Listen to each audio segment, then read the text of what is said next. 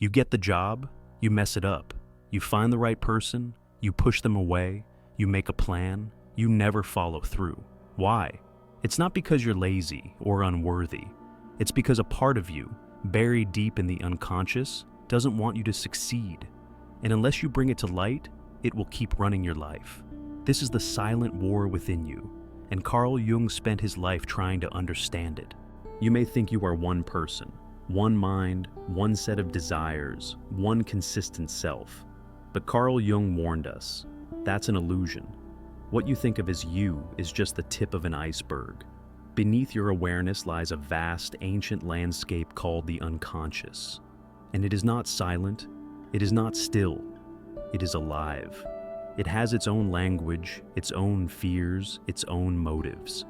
And sometimes it wants the opposite of what you think you want. You say you want success, but then you procrastinate. You say you want love, but then you sabotage every good relationship. You promise to stop repeating certain patterns, but somehow they keep showing up, again and again. Jung saw this not as a failure of willpower, but as a result of inner conflict. The conscious mind makes declarations, sets goals, and imagines control. But the unconscious mind is a realm of hidden wounds, childhood experiences, repressed desires, fears, archetypes, everything we refuse to see. And if you don't become aware of it, it doesn't just vanish, it acts, silently, from the shadows. Jung called this psychic possession. When a person is unconsciously ruled by an archetype or a complex, they act it out, over and over, without knowing why. A man with a deep wound of abandonment might unconsciously create chaos in his relationships to relive that pain. A woman with a shadow complex around failure might repeatedly self-sabotage just before she's about to succeed. The outer pattern becomes a mirror of the inner wound. But here's the twist. The unconscious doesn't sabotage you to hurt you. It sabotages you to protect you from what it believes is danger. Maybe you fear being truly seen, so you unconsciously push away anyone who gets close. Maybe as a child, achievement led to envy or punishment. So now, each time you get close to success, something inside you panics and pulls the brakes. To Jung, these aren't just psychological quirks. They are signs of deeper, unresolved conflicts, split selves battling for dominance. And unless you do the inner work to bring them into consciousness, you will keep thinking the world is against you, when really, it's you against parts of yourself. This is the essence of Jung's work, not just to explain the unconscious, but to integrate it, because only when you make the unconscious conscious can you reclaim your freedom. Otherwise, as Jung warned, it will continue to rule your life, and you will call it fate. You see, sabotage doesn't begin in adulthood. It doesn't appear out of nowhere at 28 or 43 or 55. It begins early, often in childhood, when the personality is still forming, still vulnerable, still absorbing. In Jungian psychology, much of what becomes unconscious is not inherently evil or shameful. It is simply what we were not allowed to express. A child who was punished for speaking their mind learns to silence their voice. A child who was rewarded only for being helpful might grow up to feel guilty every time they set a boundary. Over time, these fragments of the self, our anger, our creativity, our desire for freedom, get pushed down, exiled into the unconscious. But they don't die. They live on as what Jung called complexes, emotionally charged clusters of thoughts, feelings, memories, and behaviors that orbit a particular wound. These complexes act like inner personalities. They have needs, they react, they wait. And when triggered, they seize control of your behavior. Suddenly, you're not you anymore. You're angry without knowing why. You ruin a good thing just when it starts to feel safe. You run away just when someone starts to love you. This is not random, this is not stupidity. This is the work of a complex, what Jung likened to a splinter psyche operating independently. For Jung, these inner forces were not demons to be exorcised, but parts of you to be understood, integrated, and healed. One of the most common complexes tied to self-sabotage is the inferiority complex. You set goals, but deep down, you believe you're not good enough to reach them. You crave love, but unconsciously feel you don't deserve it. The more success comes close, the more tension you feel. Your conscious self says, go. But the complex whispers, you're not ready. You're not worthy. And if that voice is louder than your awareness, it wins. What makes this dangerous is not the fear itself, but the fact that you don't even realize it's driving the wheel. Jung once wrote, "Until you make the unconscious conscious, it will direct your life and you will call it fate." It's one of his most famous lines, and one of the most haunting. Because what if everything you call bad luck is actually self-sabotage in disguise? What if the people you choose, the chances you let slip, the chaos you invite, all of it, is your unconscious replaying old scripts in an endless loop? The worst part of being stuck in these patterns is the feeling that you're watching your life unfold from behind a glass wall. You see yourself messing it up again and again, but you can't stop it. And that helplessness, that despair, is what drives people into depression, addiction, or numbness. Because it's not just failure, it's the failure to break free from yourself. Sometimes the most terrifying thing is not failure, but success. Because success demands that you step into visibility, responsibility, and expansion. And for someone whose unconscious is wired around protection, that feels like danger. You'd be surprised how many people unconsciously ruin opportunities right when they're about to rise. Not because they're afraid of falling, but because they're afraid of what happens if they don't. Jung understood this fear as a form of inner sabotage that comes from the shadow. The shadow, in his words, is the part of ourselves we have disowned, qualities we were told not to have, or were punished for expressing. And the paradox is this: the shadow is not just made of darkness. It contains our buried power, confidence, and creativity. If you were taught that being assertive is selfish, your strength will go into shadow. If you learn that taking up space is dangerous, your presence will go into hiding. So when life asks you to rise, to take a risk, to speak up, to be seen, your shadow resists. Not because it hates you, but because it's scared. It learned somewhere along the line that being small is safe. So when the conscious self pushes toward expansion, the unconscious pulls you back into the familiar. That tension creates the sabotage loop. Start, retreat, start again, crash again. And each time it happens, it reinforces the inner belief. See, I knew I couldn't do it. And you retreat deeper into numbness, anxiety, or distraction. This is why Jung emphasized integration over perfection. He didn't believe in crushing the shadow or conquering your fear. He believed in making them known, bringing them to light so they could stop ruling you from the dark.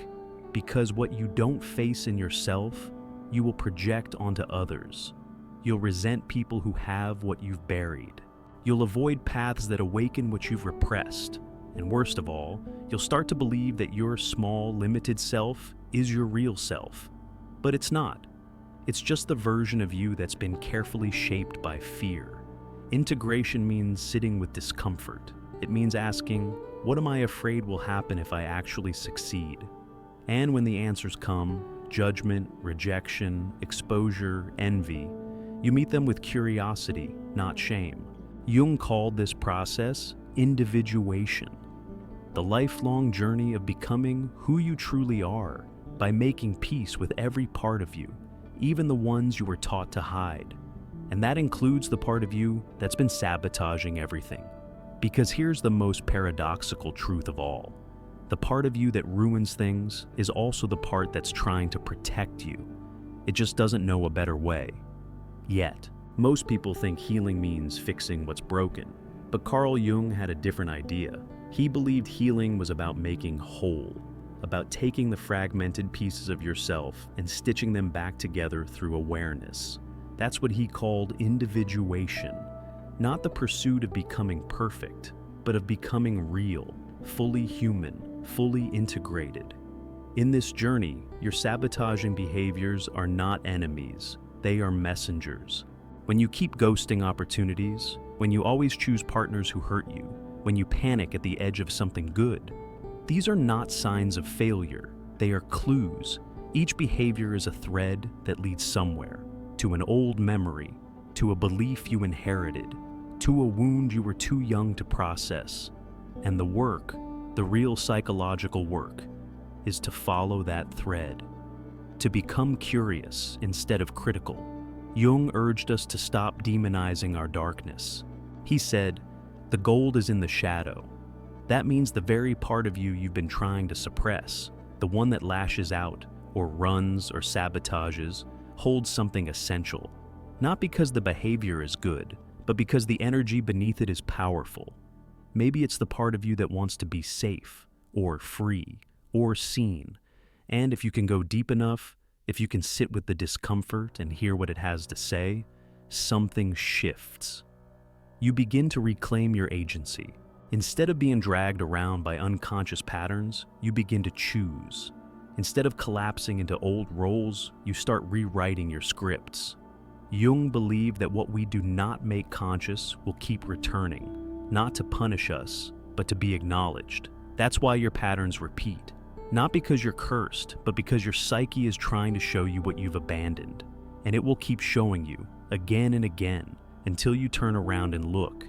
In that moment, the moment you stop running from your sabotage and start listening to it, that's when the healing begins. Not when everything is fixed, but when you stop pretending you're only the good parts, because you're not. You're messy, complicated, wounded, but you're also wise. And the wisdom is buried right there, in the very place you've been afraid to dig.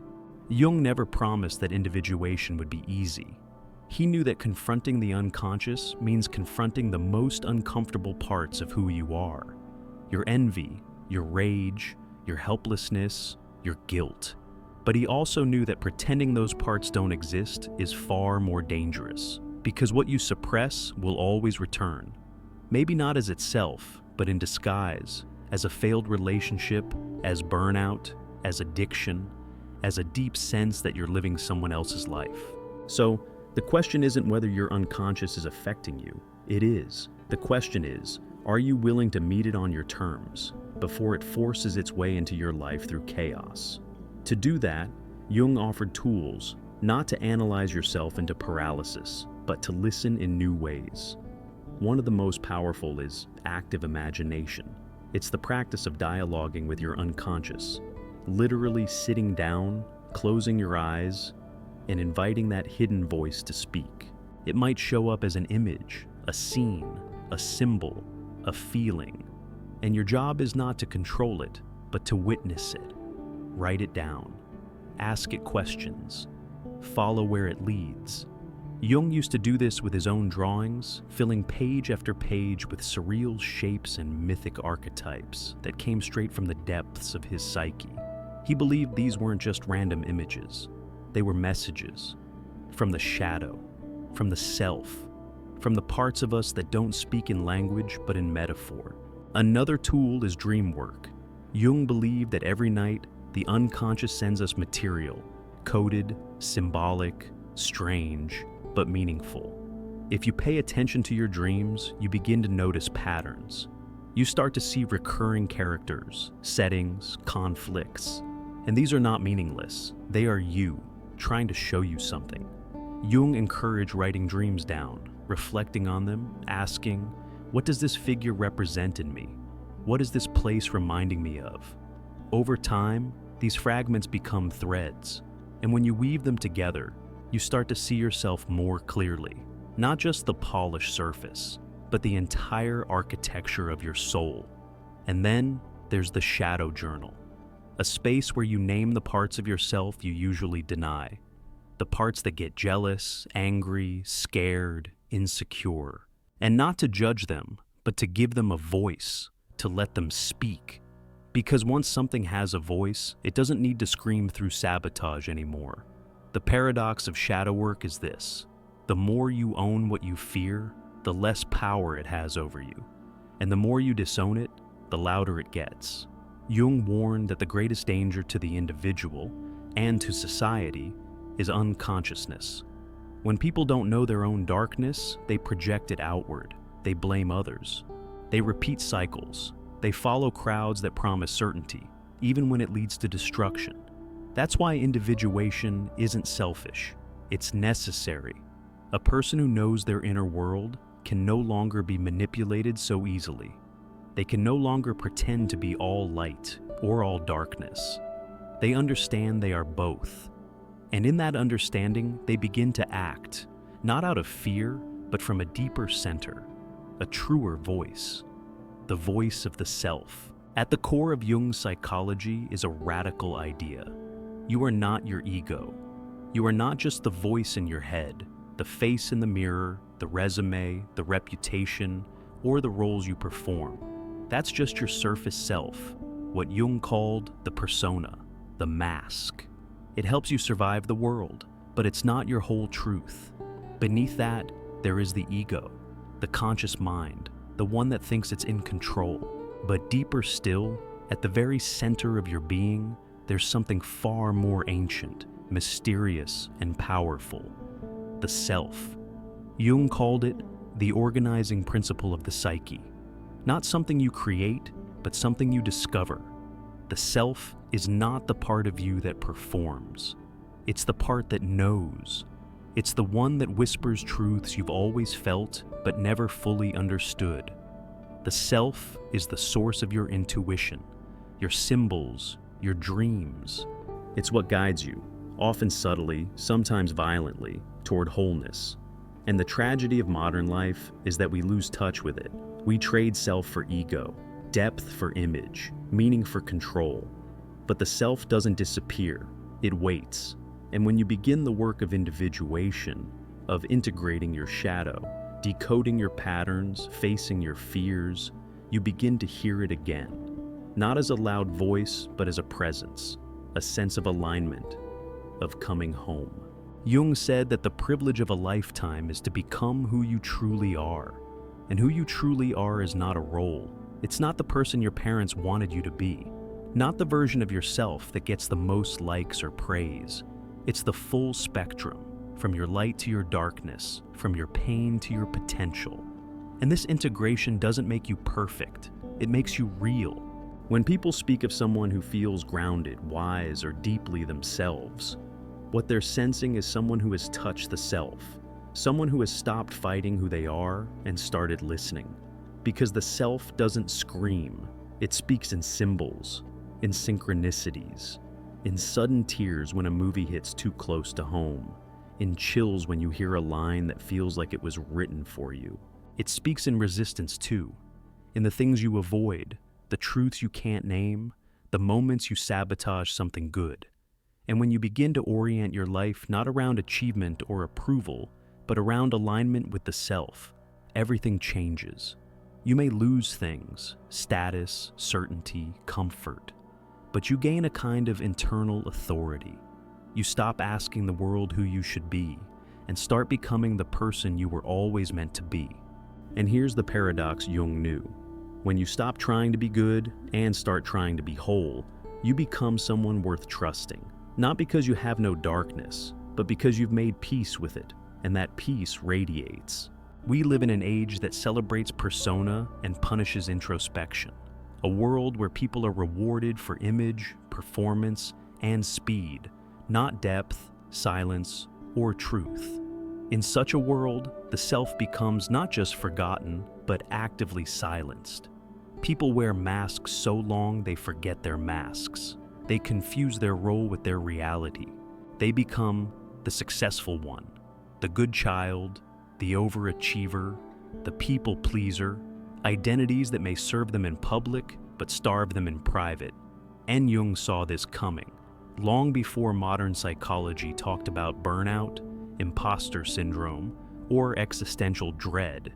He warned that a life disconnected from the self leads to neurosis, not in a clinical sense, but in a spiritual one. It's that haunting feeling that you're living someone else's life, that even your victories feel hollow, that you can't rest even when you're safe, and can't feel joy even when you win.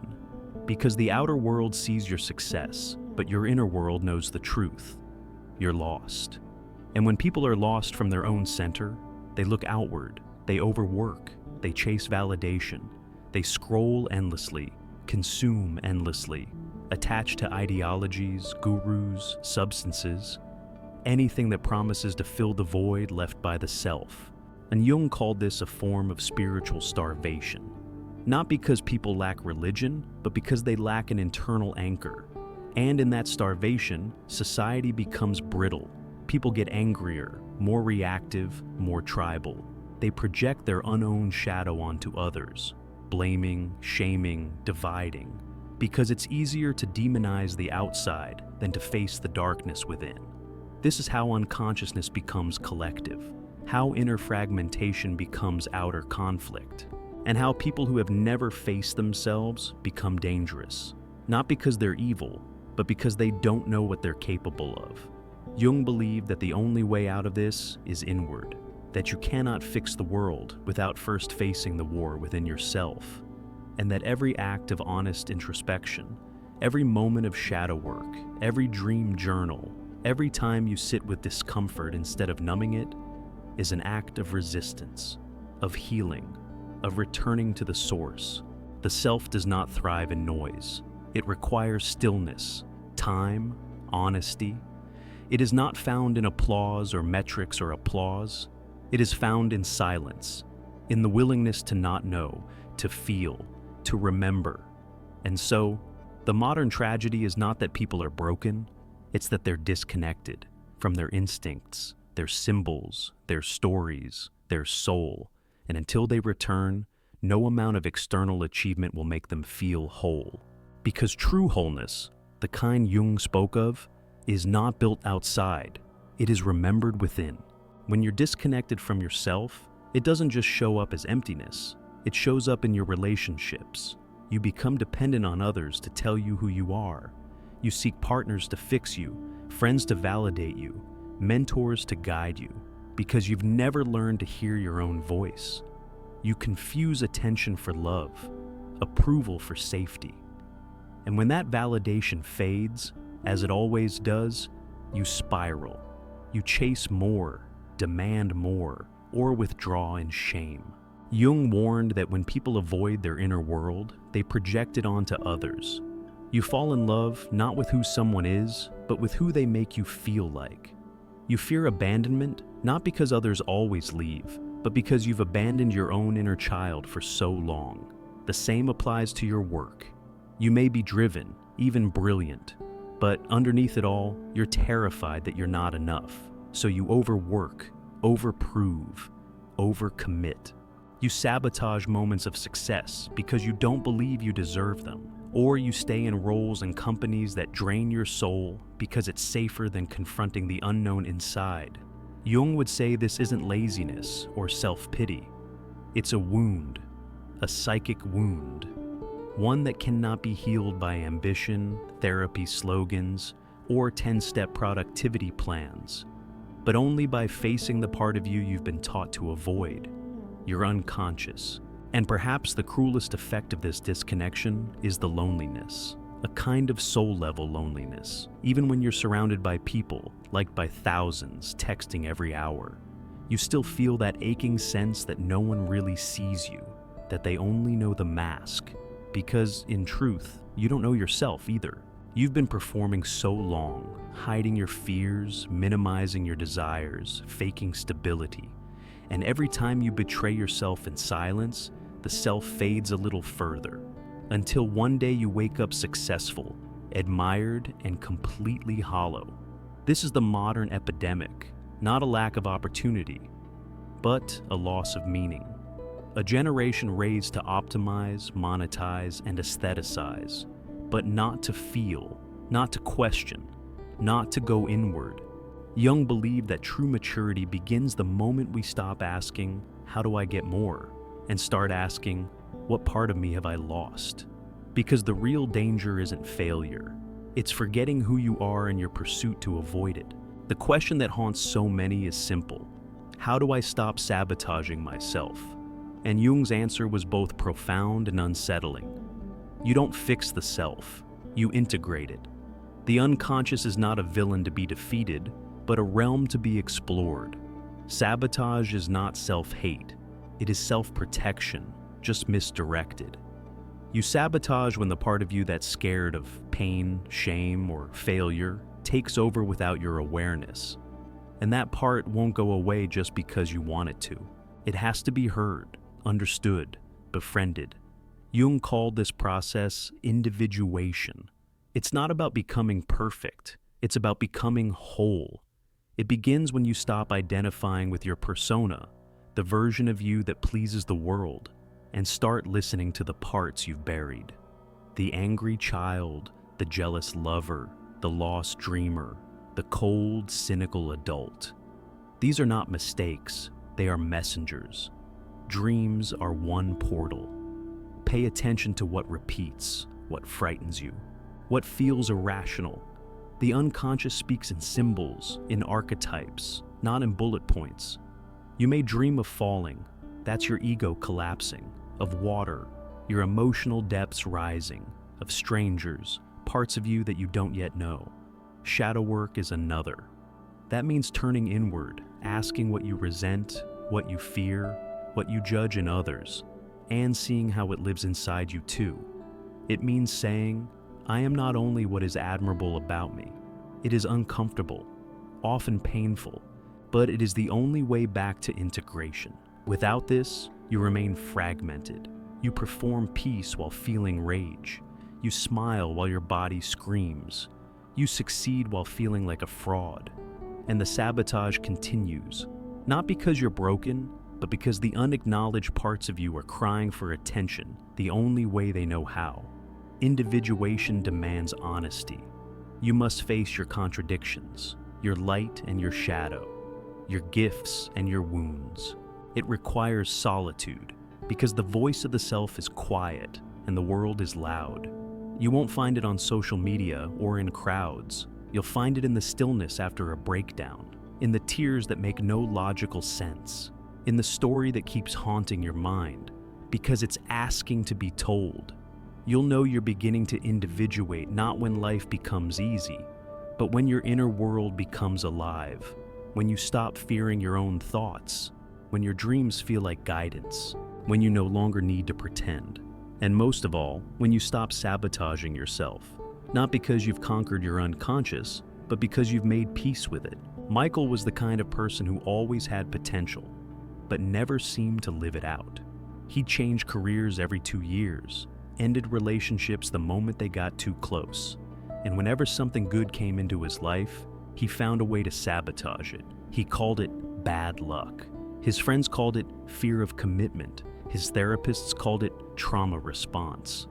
But none of it really explained why a man so intelligent, so capable, kept quietly burning down everything he built.